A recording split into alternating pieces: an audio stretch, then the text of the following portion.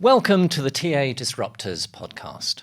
I'm Robert Newry, CEO and co-founder of Arctic Shores, the psychometric assessment company that uses tasks, not questions, to help companies uncover potential and see more in people. This is our second series, and we'll be focusing on skills-based hiring.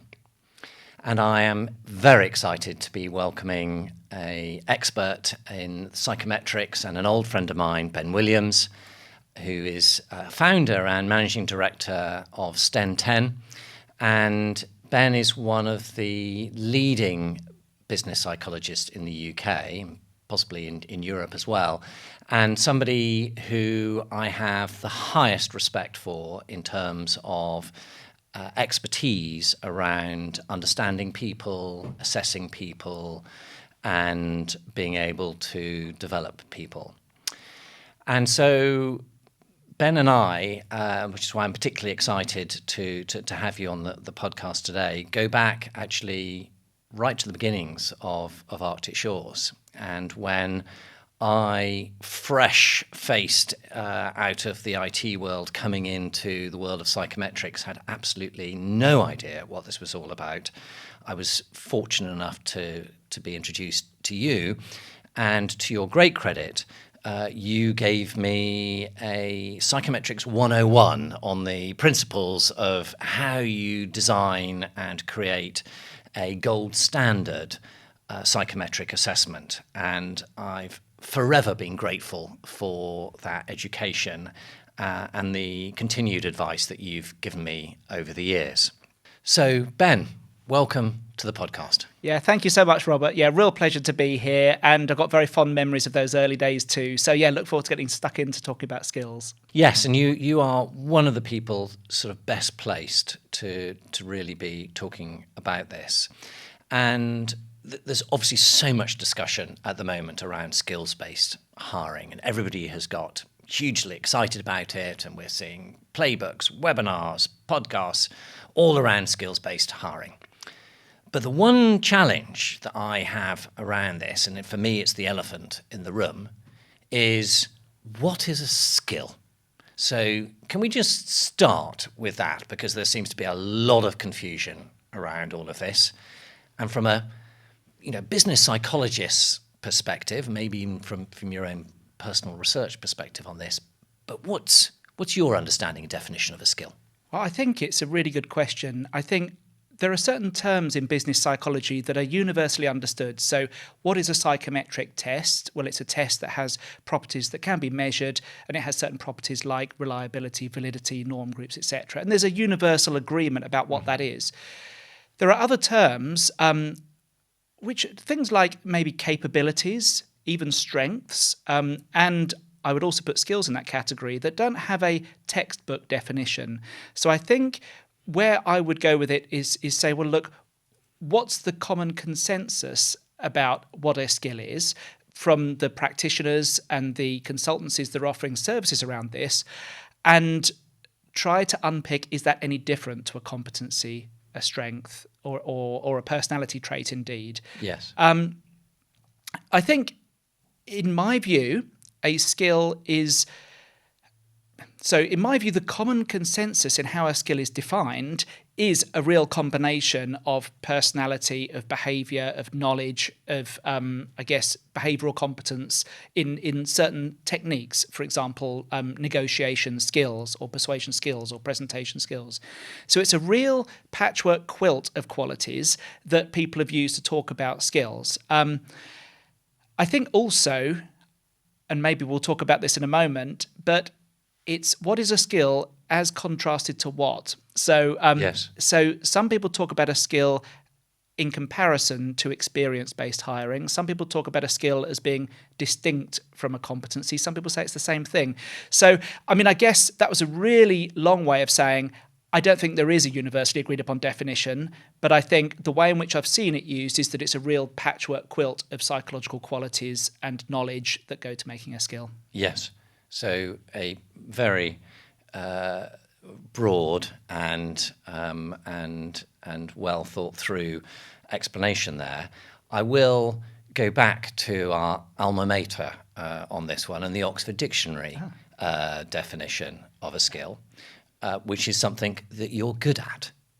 So if we take it back down to its language definition point of view and its simplicity around this, something that you're good at, then we can think of plenty of things around that, and that's what in many cases you think of a skill as something, a sport. You might have a skill in tennis, for example, and we can all agree, if somebody is good or bad, has a skill in that. And so then when we apply it to the world of work, it starts to get a little bit more complicated. So if it is just something that you are good at, then how do we start defining that? And then certainly how do we start measuring it? But let's just go back to some of the things that you said. If it is something you could, so we talked about strengths. Is strengths then another term? You said there's not a sort of agreed academic definition of it, but it is a word that we throw around a bit like a skill. So something that you are good at. You have a skill in something, you have a strength in something. So is it just something that you are good at? For me, I think something you're good at would actually preclude for me something like measuring motivation as part of that, or even necessarily a strength as part of that. It's purely the output of what you do.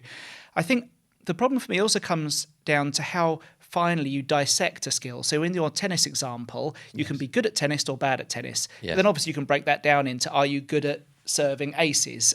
Are you good at returning a backhanded volley from the baseline? I think that's the right term. So you could actually subdivide and subdivide and subdivide.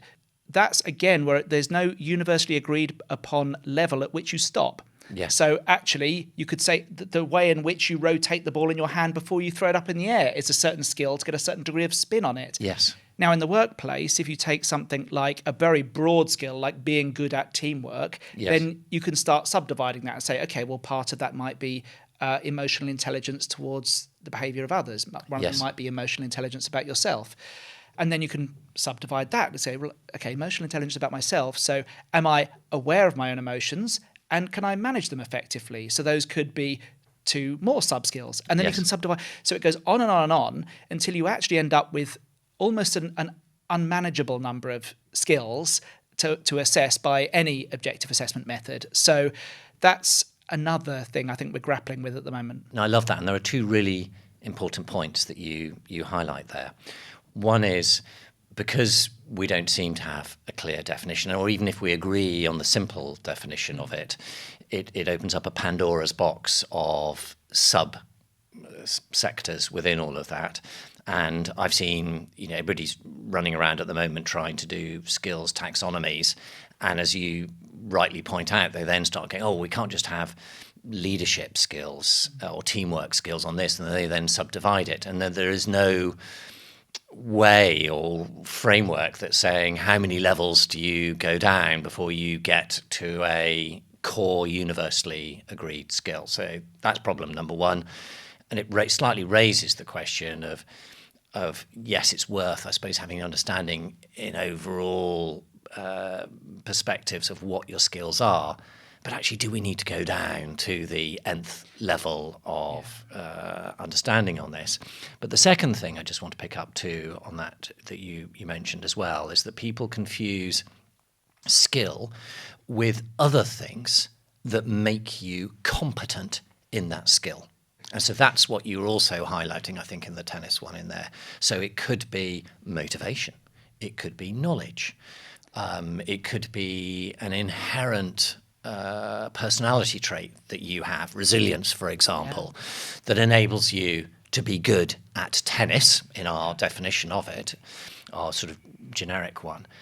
And those, so you've got 2 challenges around here. One is at what level do you stop digging to find the core skill? And then the other, what about all these other things that actually make you competent at it? Yeah, you're right. It's what's the enabler of the skill? So again, in the tennis example, some people under the spotlights and under the pressure, and Cliff Richard leading a chorus of whatever it was. What was it songs you always sing? Anyway, Celebration or whatever.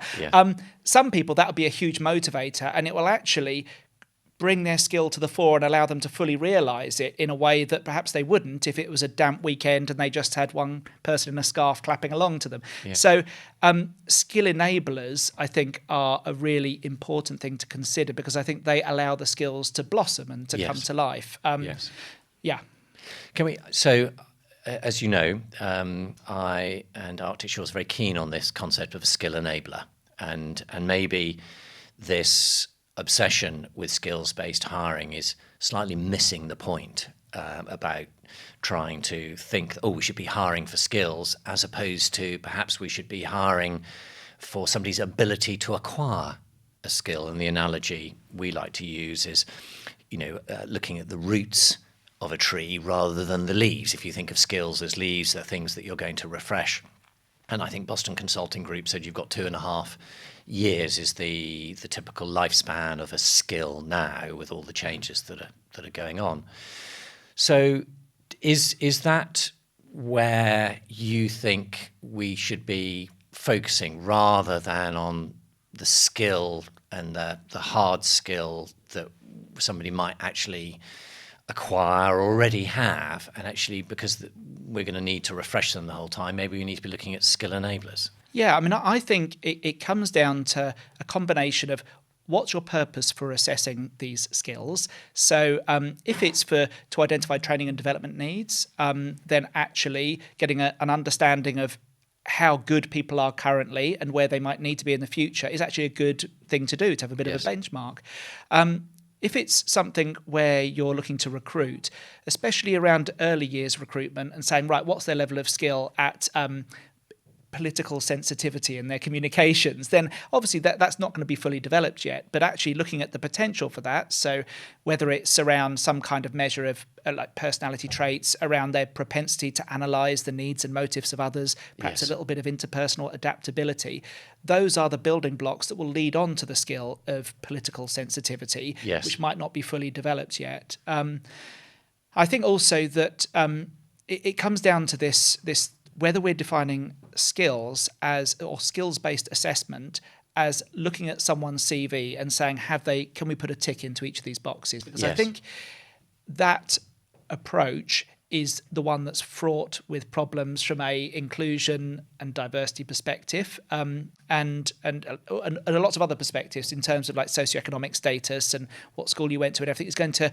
supercharge your ability to complete that CV well, as is your use of generative AI. So I think that if we're contrasting it against the use of a CV, then I think people are kind of missing the point of it. It's actually, we should be looking at those building blocks, the raw material that we can shape into the skilled employee of the future. Yeah, and that's such an interesting point, because you're right that you look at the reason why people have got very excited about skills-based hiring, and they say, it's because we don't want to rely on education or past experience and job titles as defining whether somebody could be a good fit for our organisation, which I completely get.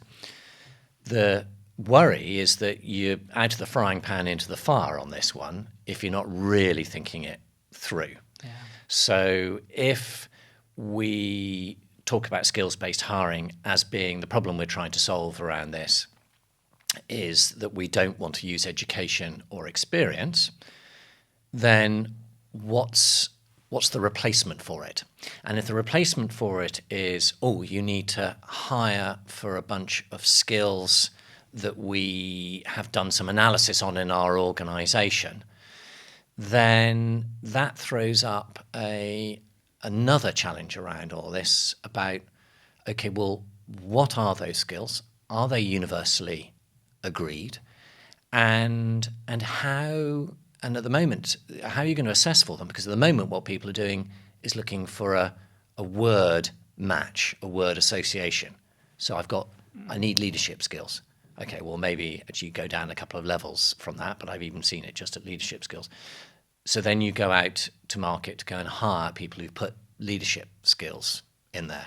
Yeah. Does that raise any concerns for you too? It does. I'm just hearing you talk there. I'd be interested in your view on this, Robert. But there's part of me that wonders the extent to which skills-based assessment is a bit of a marketing tool.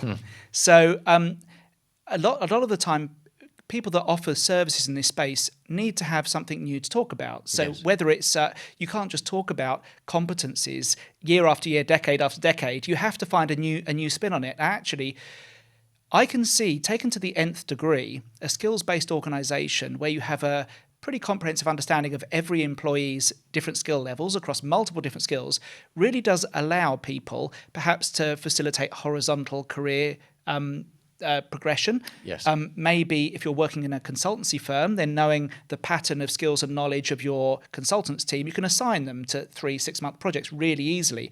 And that's where I think, that's where I would say specifically a skills-based organization is fully realized. But Yes. that's actually, most organizations are a long way from that. And actually it would be a hugely transformative change project to be able to get to that stage.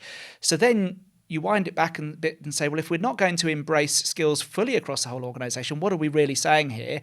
We're actually saying, let's not hire people against their number of years experience and their qualifications. And actually, we've been saying this for decades. Many as years already. Psychologists. So yeah, so it's, to what extent is it truly a new way of doing things if you're not going to embrace it as an entire organization? Now, the other thing that has surprised me in my 24 long years in the business is that when clients ask me, what's the latest in the world of assessment? For some, actually introducing a structured interview with a set of questions is a leap forward. Yes. For others, it's behaviour-based assessment. For others, it's eyeball tracking and galvanic skin response and things. So I think in that sense, the publicity and the push around skills-based assessment can only be a good thing because it's saying, look, everyone, this is what we should be focusing upon. The job-relevant aptitudes rather than perhaps the CV assessment process that some organisations might be still focusing upon. But going back to our earlier discussion around skill enablers versus actual skills themselves, I think skill enablers is a more sensible approach because then it says, well, look, once you've got that knowledge, you can then plan their onboarding and their upskilling in a way that gets them those skills in the quickest possible time frame. Yes. You raise a couple of interesting thoughts around that. One is that competencies and somebody's therefore capability to learn something or pick up a quality in the role is something we've been talking about for a long time. So that there does feel an element of the emperor's new clothes about all of this, that it's more of a marketing spin around this. But I suppose the reason it's got some traction around this is because the way that you framed it, the logic of understanding what skills that you've got today, how they're going to change and what skills you're going to need for the future and how you might cross-train people from that, absolutely strategically makes huge sense. I can see why organisations are doing that. But that's an internal, how do we develop our organisation strategy? It doesn't necessarily translate itself straight into, we need to hire, therefore, for skills. And I think that's where people have got confused around all of this, that the skills-led organisation as a strategy makes absolute sense. And then somehow this has been translated down to talent acquisition, which is, right, go out and hire for skills. And they're sitting there going, well, I've been trying to do that for the last 3 or 4 years and we've got skills crisis. So how's that going to work? Yeah. Oh, it's okay. We've got AI now, which we didn't have before. And now that we've mapped out these 12,000 skills that we've got across the organisation, it's okay. We've got a piece of AI that's now going to go out and find all these people, either passively or through inference, who have got similar types of skills, and you can go and source them. And they're sitting there going, "This is total madness," because we've been trying to do this, and where does AI come in all of this that's been trained and tested and validated? Because that's the other thing. If it's just a word match on all of this, then all the stuff that you and I share as a principle of how you should do selection on this is out the window. Yeah. In terms of reliability, test, retest, all the things that we were talking about when we first met 10 years ago, saying, Robert, these are the things you've got to make sure you get right. Yeah, and actually hearing you talk there, it makes me think that skills-based assessment is less a revolution in selection methods. It's almost more of a revolution in job analysis, which often is, when I do training course in job analysis, I describe it as the most boring area of occupational psychology because it hasn't changed in decades. It's still the same techniques. But I've heard that some, I know Deloitte talk about skills-based organisations, and they say, actually, dispensing with job descriptions altogether and instead having skills matrices is what the pure skills-based organisation looks like. So almost you don't recruit for jobs, you recruit for tasks or skills, which again, I can see as a bit of a revolution in terms of how you look at analysing jobs and structuring organisations. But at the end of the day, you come down the funnel to say, well, how are we going to get people into those positions, whatever they might look like? Then it comes down to, well, do we need a completely revolutionary approach in how we're assessing them? I mean, potentially not. It's like, actually, we just need to apply good, tried and tested, valid, reliable, fair tools to that to solve that conundrum and to place people. It is, and let's just double down a bit on that one, because if TA teams are being pushed now to go out and, we're a skills-led organisation now, you need to go and do skills-based hiring.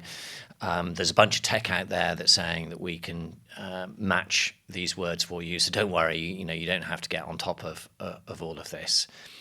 You start getting into how are they going to assess and do this matching? And let me just share an example with you as to where I see some of the flaws on this, because this is so important. People need to understand the things that you and I worry about when we're building an assessment that an AI model doesn't worry about. They're just worrying about, can I come up with a set of rules and parameters that take an input and create an output? So let's say we need to go and find a match then between these are the skills that we need and these are the skills that are out there in the marketplace. So you require people to self-certify their skills. So my daughter was doing this on LinkedIn. LinkedIn are making a big push about, go and put all these skills in there and that'll enable you to be found by organisations. So as my daughter's going through, and LinkedIn are prompting her, because she's now applying for jobs, about what skills that she's got, they're coming up with things that she wasn't necessarily familiar with that were a skill for her, so like project management. And her instinctive response was, okay, I don't really know much about project management. It's not something that I'm qualified in, so I'm not going to tick that as a skill. Whereas I'm going, no, this is something that you've demonstrated as somebody who's doing a PhD, who's run a sustainability project. You have got all the skills, and whatever level we might be talking about that means that you'd be great at project management. But you're not ticking that because you are thinking your interpretation of this, because you're self-certifying, is that I'm not worthy, I'm not up to it. And that seems to me a big risk on this, is how on earth, if you're going to do any of this matching, are you going to decide whether somebody's got the skill, and then what level? Advanced, medium, beginner? Who determines all of those? Yeah, I mean, if you think about, you gave the example earlier of an organisation which has, let's say, 12,000 skills that need to be assessed. Yeah. I mean, this goes back to the reason why competency frameworks are written as they are. They have a clear top-level definition. They have positive and negative behavioural indicators so you know what they look like. Yes. And if your daughter had seen what we mean by project management is seeing a project through to meeting deadlines, monitoring progress, adapting if needing to along the way, she probably would have said, oh, yeah, that sounds fine. Yes. But there's all sorts of things that come into your head when you see the word project management. Do you think, I need to be Prince 2 trained? Yes, I need to have gone on some kind of formal accreditation. And it will hold you back. And as I know you were talking about earlier, there are gender differences as well in people's propensity to say, well, I meet these job requirements. And there is that slight split in that women will generally say, look, I need to be meeting 95 to 100% of the job description before I say, okay, I'm going to go for it. Whereas in general, again, men will be far more inclined to go for a job if they meet 75% of the skill requirements and say, oh, I'm sure I can wing it. there's not just a definitional problem, but there's also psychological aspects at play that could mean self-assessment of skill level is problematic. It is. And we need to be aware of those, and we need to be talking about them now before organisations suddenly start changing their recruitment practices to bring in technology that we won't know about for many years has brought about a societal adverse impact as opposed to a societal improvement, which would be dreadful and catastrophic with all the improvements we've been trying to make about DE&I over the last few years.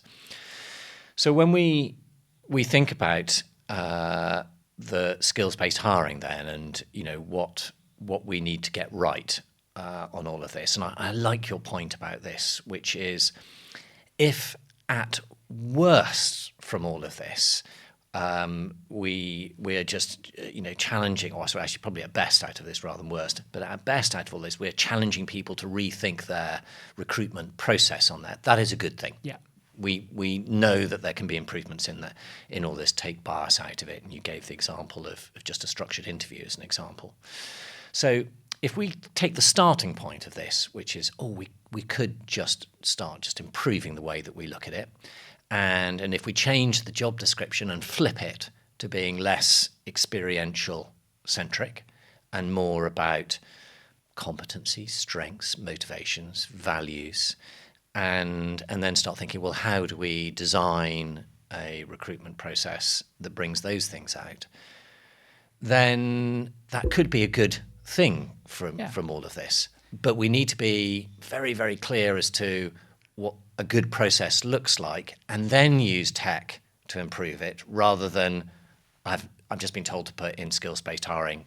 There's a piece of tech that says they do it, so I'll just follow that cue. Yeah, absolutely. I think it's the impetus to re-examine or to examine for the first time one's selection processes to make sure that they're fair and relevant, and the job descriptions. I mean, rather than saying perhaps, look, just put together a role profile and a few bullet points for the person spec and a few bullet points for the role requirements, the essential and desirables. Actually, a move towards doing that in a more structured, evidence-based way, and maybe having some kind of taxonomy to choose from that's developed per area will help to come up with better selection methods. I think that's all well and good. I think then leaping to think we need to throw out all of our existing assessment methods. And I think that's what frightens people sometimes. They say, well, I've been charged we're becoming a skills-based hiring organisation. Does that mean everything that I'm using at the moment needs to be chucked out as a result of that? And actually, no, but you need to be mindful and do a proper review of it and think, right, well, what validity evidence either have we gained or can we get from our test publisher partners or from research that shows that this type of tool works well in this type of environment. And that's what I'd be advising to our clients is that yes, well, let's revisit it from almost like a bit of a health check. So how do you go about identifying what skills are important for the job in the first place? Yes. That gives you the lowest form of validity, which is legally defensible, which is content validity. And then progress to saying, right, well, have we got the most efficient selection methods to assess those? And of course, it's not all about just the most brutally, coldly efficient assessment methods possible. You also want to factor in the candidate experience. You want to factor in whether that's going to make you stand out versus your competing organisations that are also trying to attract your talent, length of process, etc., etc. So yeah. A lot of things you want to get right. No, and you're right. And I think it's important when people are thinking about, we've got an opportunity for change on this, that they're factoring in all the relevant pieces of information. Now, you make the point rather, that we don't have to throw out everything that we've used up to date, because in many cases that's improved to be useful and has helped us in the past. I get that. But we have generative AI now, so I'm just going to prod you a bit on this. Well, I know you have, you've been thinking about yourself about how you assess for generative AI skills, and we'll come to that in a second. But don't you think we have a problem at the moment with some of our skills, I say our skills, but our recruitment methods, that using existing tools with generative AI. I mean, I'm hearing stories, even things like video interviews now, where people are just reading from a script. Or even live ones, like scrolling down the screen as they're talking. Yes. It's just shown to the left of their webcam, and they're just reading it off, and it's picking. You can hardly even see. Yes. Yeah. So I think there is concern there.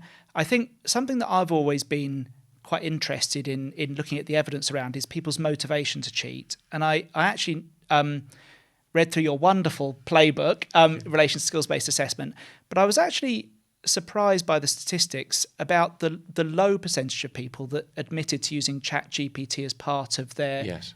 I mean, I think it was around 16% of minority applicants who said they'd use ChatGPT as part of their application process, and maybe it was 14% of non-white. So I think it was yes, it's a sizable minority of people that are saying they're using it. But I would then say, right, well, of that, let's call it 20%, if we're being a bit more kind of like worried about it, and we say, well, 20% of people use it as part of the application process. So what stage do they use it? So I would imagine the vast majority, and again, this is just conjecture, but the vast majority of that 20% is to help me write my CV and my covering letter, yes. and to get that absolutely spot on. And again, decades of research has shown that CVs and covering letters are poor predictors of future performance. So I think the fact that ChatGPT has come through with a scythe and rendered those even less yes. important, I think is no one's going to shed too many tears over that. I think then we think, well, of that 20%, what proportion of those might use it to cheat on other aspects of the assessment process? So can they be sitting there typing out verbal reasoning questions and then saying, give me the right answer, true, false, or cannot say? It's going to be a small percentage. It's not to say that that's right or acceptable, and ideally it would be zero. And this is again where I'd say, well, perhaps that's an argument for retesting when they come in face to face to be sure, and maybe not giving them the test again, but just as part of an assessment centre saying, let's give them some applied critical reasoning tasks to do and see how they perform.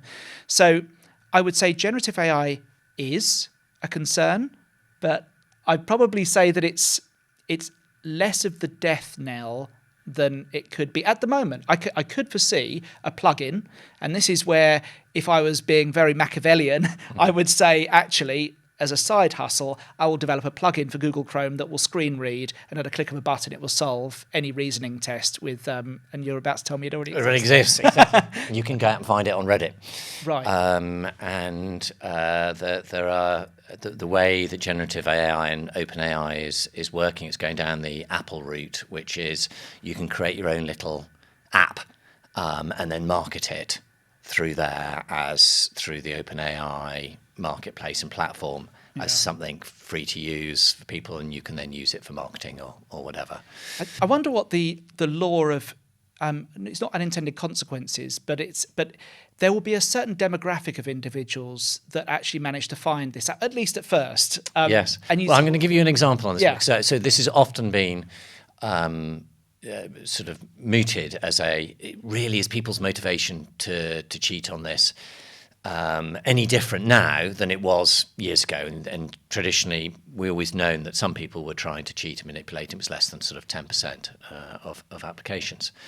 But I was talking to somebody the other day about Glastonbury tickets, which are probably every bit as hard to get as a job, it seems, at the moment. And you have to sort of sit there, right at the moment of time and getting ready to go and put your little application in to get Glastonbury tickets.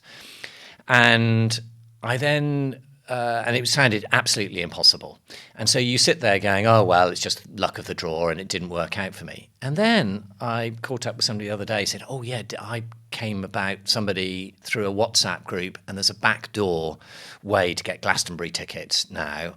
I can't remember exactly what it is, and even if I did, probably wouldn't necessarily tell everybody. But there's a backdoor way, there's a separate server where you can go and put the IP address in and you can get tickets. And, my friend and we shared it on the WhatsApp group, and then suddenly it turns out that there are these group of people that have found a way of getting a backdoor, knowing that lots of their friends haven't been able to do it, some of which they share, some of which they don't. But then over time, that back door just gets opened up because somebody tells somebody else saying, oh, I'll just pass on this one little secret to you. It doesn't feel like you're cheating. It just feels that you're not a mug. Yeah. Yeah. And that is where I think it's different. Whereas in the past, you would have had to have paid for something to enable you to cheat, and it felt wrong.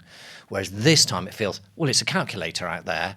If there's 20% of people are using it and they're getting jobs, I'm just a mug for like the Glastonbury tickets of them. Oh, I'm just going to do the ordinary application knowing that somebody else has found a back door. I do get that. And there's definitely an arms race going on between certain test publishers and ChatGPT to try and combat it. I guess I mean, if I was using the Glastonbury analogy, when I went to Glastonbury, the one time I went to Glastonbury, my legs absolutely killed me, trudging around for ages. I think I wanted to see The Who, but by that time I was absolutely knackered, and I was actually on the way out the door, rained on relentlessly, but I got a ticket. And am I the right kind of person to be at Glastonbury? I'm not what you'd probably call a free spirit in many ways. I'm 40 years old now, and I actually want to be curled up in bed. So actually, I could use this back door, end up getting into Glastonbury and being thoroughly miserable and wanting to leave early. And to what extent are people motivated to get jobs they're not suited for? That's another question I'd ask. Now, it's a good question. Could you be? I mean, again, I think the reality is that actually a lot of people don't care because they say, it's my first job. If I'm going to get 50 grand a year at a managing consultancy firm, I'll go there and I'll prepare to burn myself out. But I guess then you've got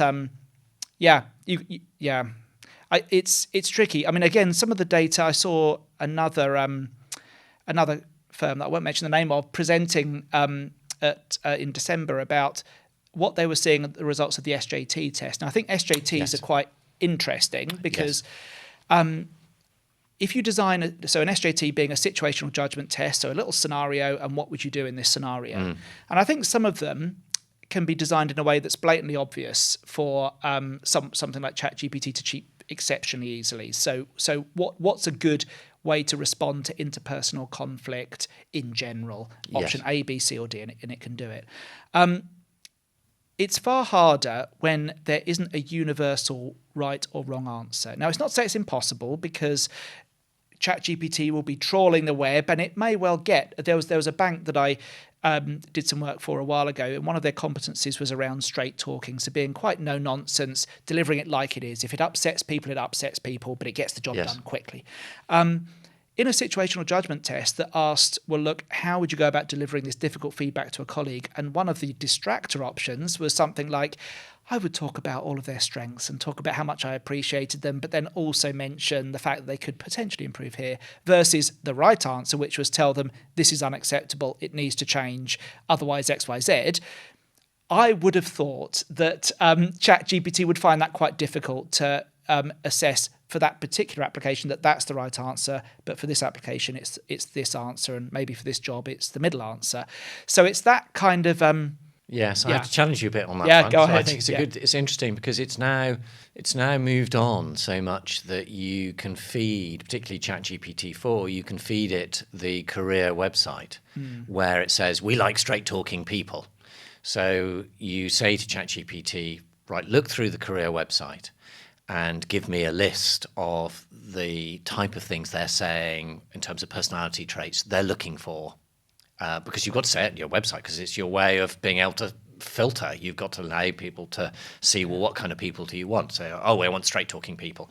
Right, here is your list of criteria. Now, answer these questions with that perspective, and we've tested on this. You can get ChatGPT to be, it's inherently conscientious because it's been trained to be that, but you can get it to dial down the conscientiousness and be a bit more narcissistic about it if you want to, and so you've got that sort of challenge of actually you can configure ChatGPT to be able to answer it in a certain way. But I take your point about how much people are going to be motivated to do all these things. But I suppose it's part of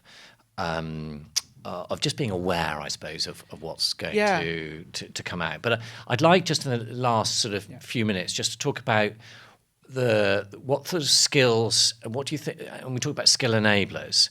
So ultimately, what skills-based hiring should be doing is to prepare the organisation for the future and what they're going to need, and they're going to need to be more adaptable on that. And we talked a little bit about those sort of skill enablers and foundational ones in there. Do you I suppose I'll just tell you what the sort of the Arctic Shores perspective is on. We've got 3 of those, but it'd be interesting to get, your perspective on whether you think there's more than 3 or less than 3. Because people talk about meta skills, and there doesn't seem to me to be any universal definition. But in my sort of 10 years of observing and talking to lots of different companies, there seem to be 3, and the research that we've done backs this up, 3 things that largely every organisation and job requires. So one is what we call your thinking style. So, your ability to learn information, but how you might analyse information, how you might process information. And I think that's an interesting point about cognitive ability and all this, because that gets missed out. But then the other one is interpersonal skills. So how do you interact with people, or not like interacting with people? So you've got to factor that in. And then the last is what we call self-management, which is how do you like to structure the way that you work and potentially work with other people.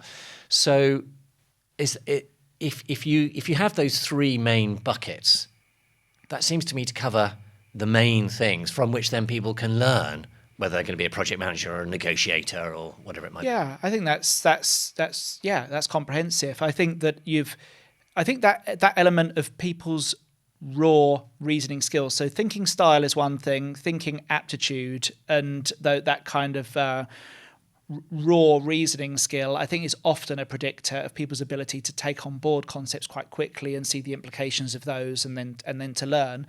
But I think you take a bit of that, sprinkle on a hefty dose of motivation too, so learning orientation, a little bit of one of the big changes in personality theory a few years ago now, was moving from a 5-factor model to a 6-factor model of personality and introducing the trait of humility. So actually the ability to realise that you're not the fully formed article yet, actually you're willing and receptive to feedback. So I think that would be part of the recipe, I would say. And I think, almost like interpersonal skills, whether it's intelligence or interpersonal orientation or emotional intelligence, I think is really important too. As to whether, you'd have to think with each of those, how does it pertain to the acquisition of the skill as opposed to just being good at the skill? So interpersonal aptitude, should we say, well, that might help you to be a good team player, but how does it help you to learn and acquire a skill? And maybe you're more likely to engage with a mentor, you're more likely to be at a table with other people and looking at how they're doing it and absorbing it into your own work style. So I think that the Arctic Shores way of doing it, it sounds really comprehensive, sounds good. It would just be always about linking it to how does that relate to acquiring a skill as opposed to just being good at the skill. Yes. Yeah. I think it's such an important point, that difference between acquiring it and just being good at it. Yeah. And just back to the earlier point that you said around that, cognitive ability and intelligence, because that we know has been, one of the strongest predictors, although some people have, questioned some of the earlier research around that. But generally, cognitive ability has been a predictor of performance in the workplace. And yet we do test and have always tested cognitive ability in quite specific, slightly narrow ways. And one of the things that I've always struggled with because we're so task-based at Arctic Shores, it's all about how you do things and how you build up your answer rather than whether you get the right or the wrong answer. Why is it that the way that we measure intelligence traditionally in the psychometric world, it's right or wrong? It's, here's your multiple choice, you got a distractor, and here is the right answer. And we've not moved like education. Is it just been a technology piece, or just actually we're very happy with a right or wrong, we don't really care about your workings out? Yeah, I guess it's the distinction from the educational space is what's the purpose of the assessment of someone's reasoning skills. And in the workplace, often if your workings are faulty and actually or part faulty, and you end up getting to the wrong answer, actually what we're most interested in is, do you get to the right answer ultimately? So that correlating that, do you get to the right answer or not, with how do you perform in the job is I guess been seen as the ultimate question we're trying to answer. Whether we can develop you along the way, so in an educational context, it's critical to understand where did it break down there? Where did they do that? So I would say that where organisations would be missing a trick with a more traditional assessment is if they said, look, we do acknowledge that we're going to take on people that maybe aren't the fully formed article yet, and actually we're taking the onus upon ourselves to help them on that development journey, then a tool that can break down the workings and say a little spike and a trough here to show where they're strong and where they're less strong would be really valuable. I think probably most organisations up to this point have been more focused on getting people who are, perhaps there's less emphasis for them on taking on board a development agenda to say, look, Yes. we really want to upskill these people. And it does relate to, I guess, a broader topic that I'm quite interested in, which is students' work readiness in general, and whose responsibility is it? Is it the University Careers Services? Is it the employers? And I think a lot of the employers think it's the University Careers Services, but a lot of the work that I'm doing sees employers taking on more responsibility for doing that and producing the fully formed graduate or apprentice. Yes, and it probably actually does have to be a combination of the two, because things are shifting so fast on this. But it comes back to what do you want out of somebody who's come from a school or the education system or from a university? You want somebody, I suppose, who has got the skill enablers on all of this, that then it's up to the employer to then mould and finish the article. But if they haven't got the skill enablers, they don't know how to interact or communicate in a public way with confidence. I mean, this is some of these things we may talk about them as skills, but actually they're just the basics of being able to be work ready. And which is why I like thinking about things, if we think about it as skill enablers, what are the things that we need out of the education system that means that when somebody goes into the world of work, they are going to be able to run with whatever training that they're given and the setup there. And there is still, I think, quite a lot of work to be done around that, and there's a lot of rethinking that needs to be done by universities on that. And I know you're working. I think you've got a program around that, to help facilitate it. But it does need a rethinking, because the future of work is different from what it was in the past. And I think an interesting question would be, are skill enablers developable? So skills are developable. Are skill enablers themselves developable? And looking at your definition of them, I would say some of them certainly are, but some of them are more kind of raw building blocks, raw kind of world attitude. And again, that's where you could imagine universities helping people to say, well, look, actually, maybe you're not predisposed for these certain aspects of skills acquisition, but actually here's the behaviours that you could introduce to your working persona that would enable you to gather those skills more quickly. And if you're up for that, then that's how you can more quickly get up to speed and get recognised and, be evaluated. well, I think that's brilliant. And one of the things that, just to sort of round everything off around all of this, that the reason you and I do what we do is because we believe that self-awareness, that somebody understanding who they are and why they do what they do, is an incredibly powerful and important way for that person to then be able to contribute in the community, in the workplace, and wherever else it might be. And one of the bits that I've most enjoyed about psychology and sharing many discussions with you is that I wish I'd had that self-awareness much earlier on, coming out of education, and rather than having to sort of build it up in the workplace. And if there's one thing that we could really do to improve the lot of the next generation coming through the education system is that they just understand themselves a bit better and support them in the things that they might need to develop more in order to be successful in the workplace. And I know you and others are doing a lot to support that. So Ben, as always, it's been a fascinating discussion. We've covered a lot of different things, but as always, you've been so eloquent about it, so thoughtful about it, and really appreciate you coming on the podcast. And thank you for the discussion. Thank you very much, Robert. Been a pleasure, and likewise, been a really, really stimulating discussion.